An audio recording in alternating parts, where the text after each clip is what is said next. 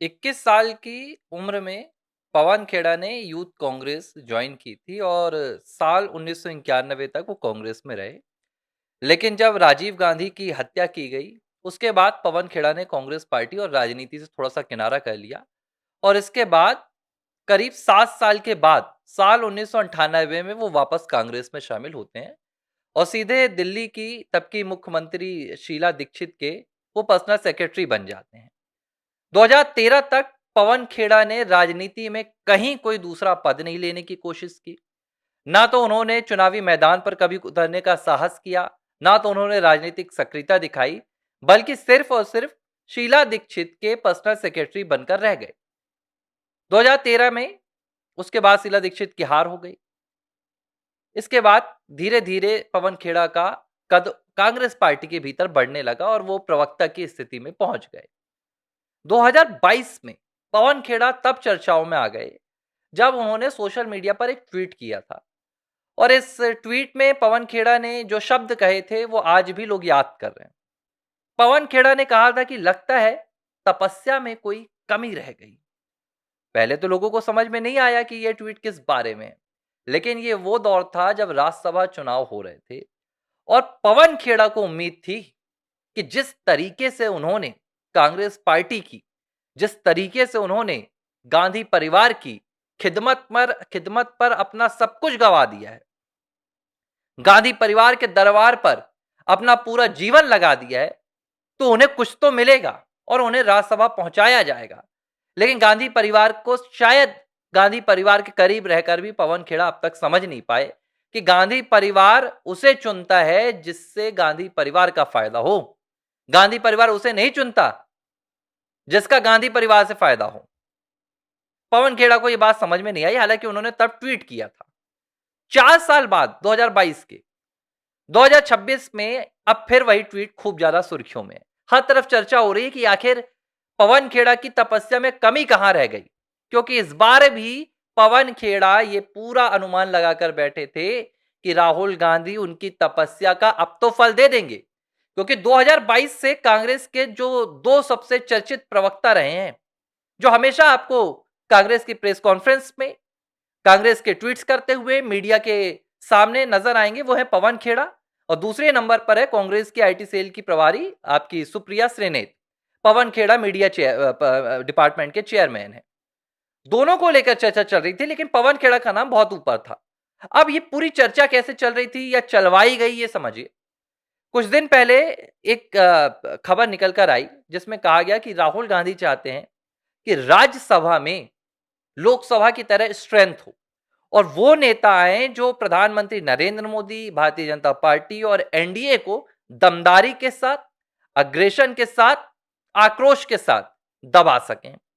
उन्होंने कहा कि हमें सीनियर्स नहीं, हमें वो टीम लाकर दो जो युवा हो, जो थोड़ा सा उम्र में कम हो और उनका एक अच्छा वो हो, ऑरा हो कि जो भाई हाँ बोलने में, चढ़ने में, बदतमीजी करने में, हर बात पर लताड़ने में, इसमें माहिर हो।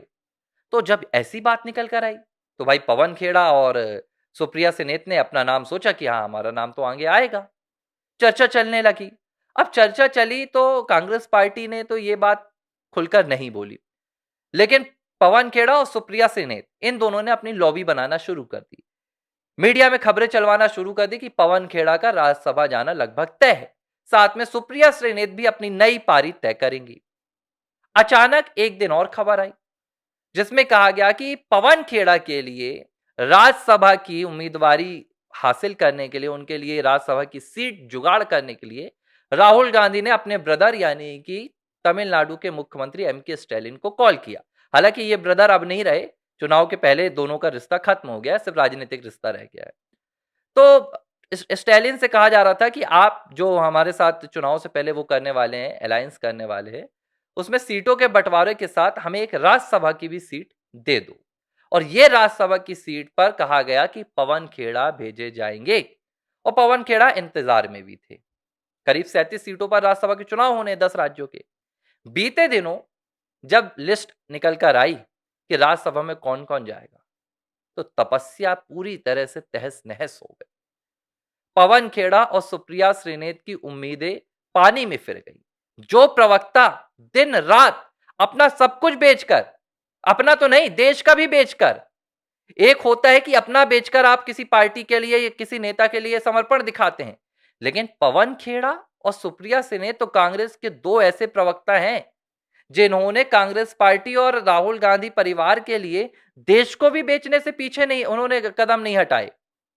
जब भी बात आई उन्होंने प्रधानमंत्री मोदी पर सवाल उठाया, ठीक है, आरएसएस पर सवाल उठाया, ठीक है, लेकिन इन दोनों प्रवक्ताओं ने सनातन, हिंदुत्व और इसके अलावा सेना और भारत राष्ट्र, इन पर भी सवाल उठाने से कहीं समझौता नहीं किया। लेकिन इसके बाद भी इन्हें कांग्रेस पार्टी की ओर से कोई भी पुरस्कृत नहीं किया गया, कोई भी उपहार नहीं मिला, जिसकी उम्मीद लगाई जा रही थी वो भी नहीं मिला। और ये तो ठीक है, पवन खेड़ा तो चलो कह दो कि बहुत पुराने नहीं है, इनका कोई दबदबा नहीं है, सुप्रिया सेन का कोई दबदबा नहीं है। 50 साल कांग्रेस को देने वाले आनंद शर्मा को हिमाचल प्रदेश से उम्मीद थी कि राज्यसभा उनके लिए तैयार है, उनका भी पत्ता कट गया। अब लोग सोच रहे हैं कि कांग्रेस पार्टी ने ऐसा क्यों किया, लेकिन इन्हें अभी भी समझ में नहीं आ रहा है कि गांधी परिवार इस तरह के लोगों को तवज्जो नहीं देता। गांधी परिवार कभी कार्यकर्ताओं की पार्टी नहीं है, यह परिवार कार्यकर्ताओं का परिवार नहीं है। राहुल गांधी चिल्लाते तो बब्बर शेर, बब्बर शेर, बब्बर शेर, लेकिन कितने कार्यकर्ताओं को राहुल गांधी ने राज्यसभा पहुंचाया, कितने कार्यकर्ताओं को राहुल गांधी ने लोकसभा की टिकट दी, कितने कार्यकर्ताओं को मंत्री और मुख्यमंत्री बनाया, आपको कहीं लिस्ट देखने के लिए नहीं मिलेगी। हाँ, लेकिन भाजपा में अगर आप देखें तो भाजपा में हर कार्यकर्ता ही, अब प्रधानमंत्री नरेंद्र मोदी से बड़ा कार्यकर्ता कौन रहा होगा जो प्रधानमंत्री के पद तक पहुंच गया। लेकिन कांग्रेस में यह पद्धति नहीं चलती है।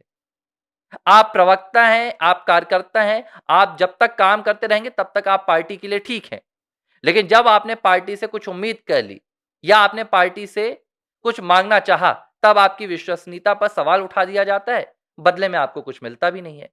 यही हुआ फिलहाल पवन खेड़ा के साथ और सुप्रिया सेन के साथ, और मुझे तो लग रहा है राहुल गांधी ने सीधे इनकी हैसियत दिखा दी कि देखो, सर पर मत चढ़ो, आप राज्यसभा में मेरी मां के अगल बगल नहीं बैठ सकते। आपकी हैसियत कहां की है, वो कार्यकर्ता लेवल की है। आपकी हैसियत गांधी परिवार के घर के बाहर की है, 10 जनपद के बाहर की है।